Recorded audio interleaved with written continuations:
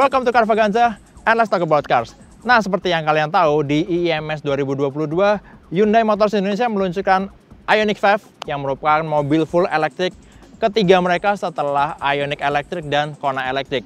Dan Ioniq 5 ini juga menjadi catatan sejarah di industri otomotif Indonesia karena menjadi mobil full elektrik pertama yang diproduksi oleh pabrikan besar di Indonesia oleh Hyundai Motors Manufacturing Indonesia di Cikarang. Nah, kebetulan kami dapat kesempatan untuk coba test drive langsung si Ioniq 5 ini keliling sekitar area pameran IMS 2022 untuk kita rasain gimana performanya.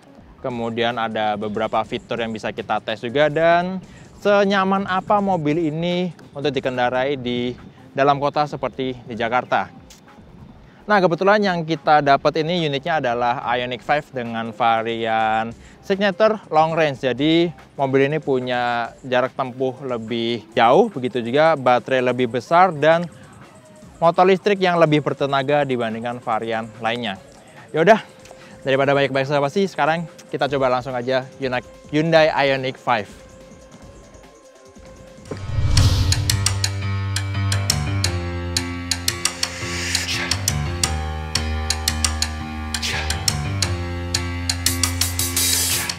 Ya, sekarang kita udah jalan sama Hyundai Ioniq 5.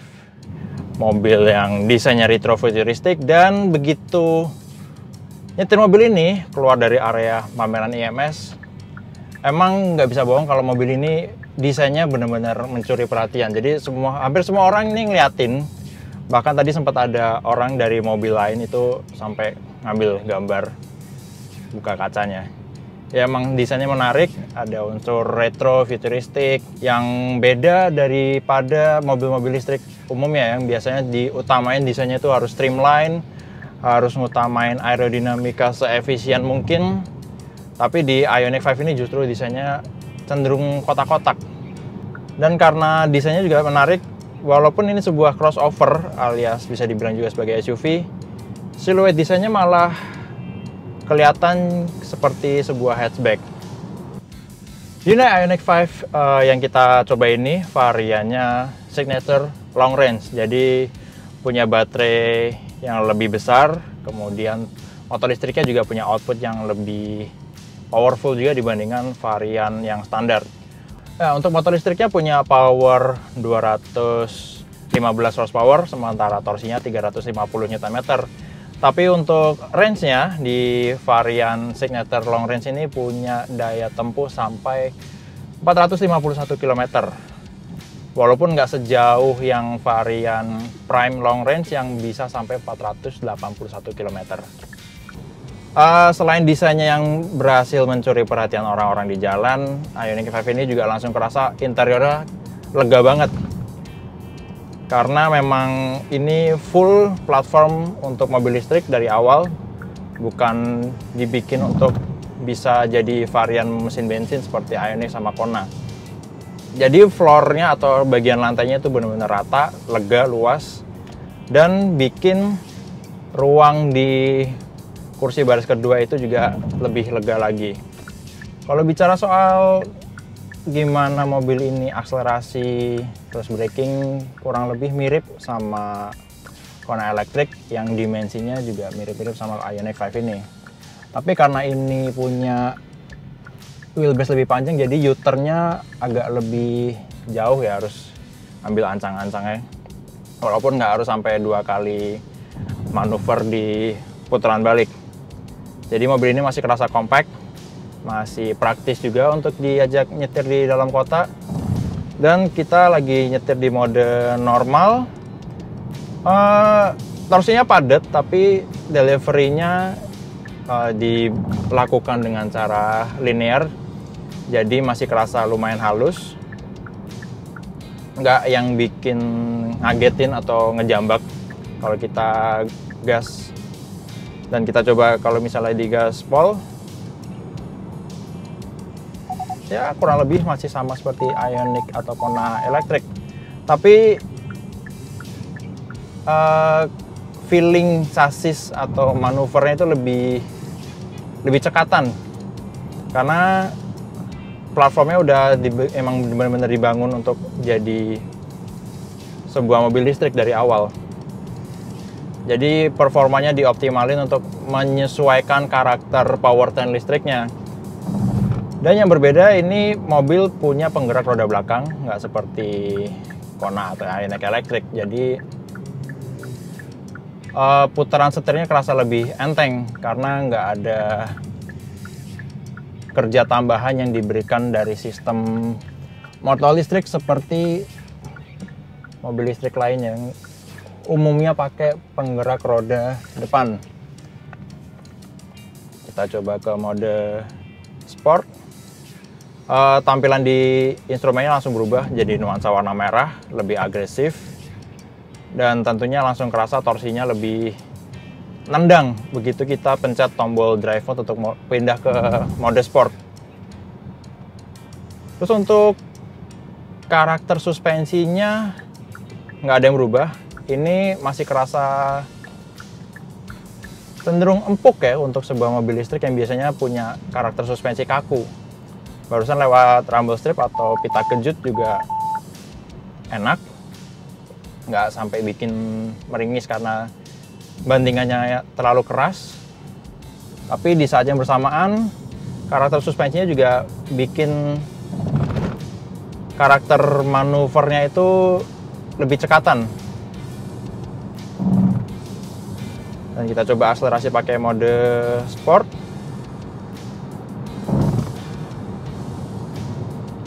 Akselerasinya instan, terus ada sensasi suara apa ya, nenging tadi dari motor listriknya, tapi nggak sekenceng Kona Electric karena ada posisi motor listriknya ada di belakang, jadi lebih jauh kedengerannya.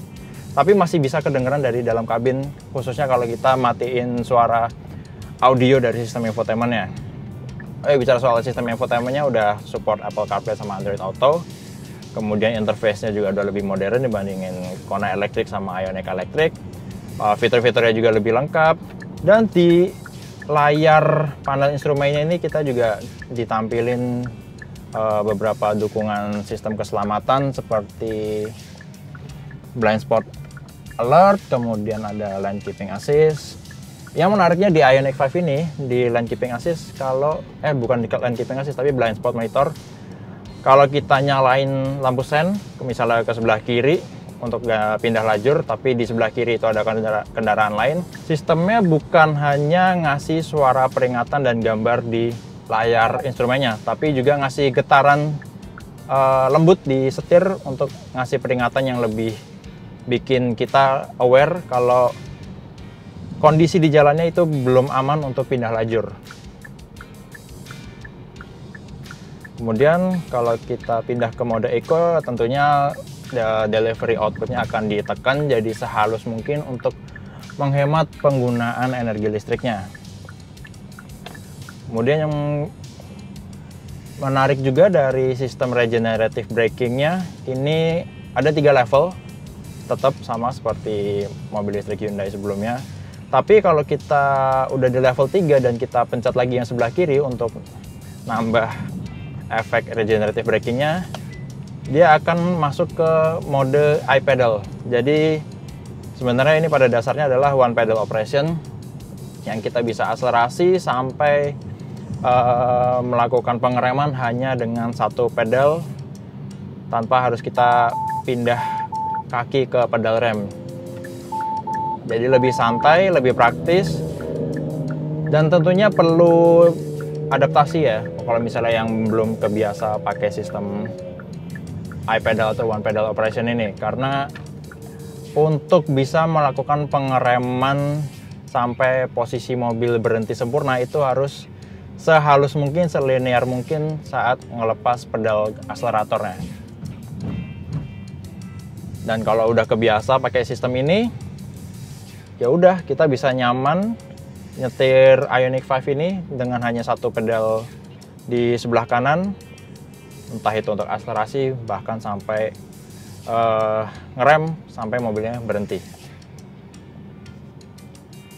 Yang jelas selain membuat pengendaliannya jadi lebih praktis hanya dengan satu kaki atau satu pedal, fitur iPedal ini juga membantu kita lebih bisa menghemat konsumsi energi listriknya karena akan mendaur ulang energi yang terbuang dari dari proses deselerasi untuk dijadiin listrik lagi untuk dimasukin ke baterainya ini.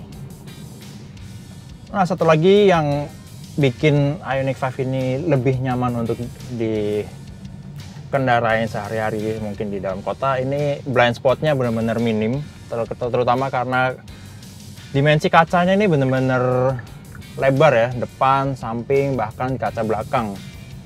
Jadi selain bikin konstruksi mobil ini punya kabinnya lega, platform dari Ioniq 5 ini juga bikin mobil ini lebih mendukung aktivitas berkendara sehari-hari, terutama karena blind spotnya benar-benar minim. Kita nggak perlu ancang-ancang jauh atau repot ngeliatin spion. Jadi ini selevel lebih baik dibandingkan mobil-mobil listrik Hyundai sebelumnya seperti Kona Electric. Nah, itu dia first drive kita untuk Hyundai Ioniq 5 yang baru aja meluncur di IMS Hybrid 2022. Mobil listrik pertama yang diproduksi di Indonesia, yang juga diproduksi oleh Hyundai Motors Indonesia. Mudah-mudahan kita dapat kesempatan lagi untuk review mobil ini lebih lengkap, lebih in-depth, karena masih banyak fitur yang bisa kita explore dari Hyundai Ioniq 5 ini. Jadi terima kasih udah nonton video ini. Kalau ada yang ingin disampaikan atau ditanyakan, langsung tulis di kolom komen. Jangan lupa klik like and share kalau suka video ini. Jangan lupa juga untuk subscribe ke channel Carvaganza, main-main ke channel The Official Auto, website carvaganza.com, auto.com, dan zigwheels.co.id. Sampai jumpa di video Carvaganza selanjutnya, and let's talk about cars.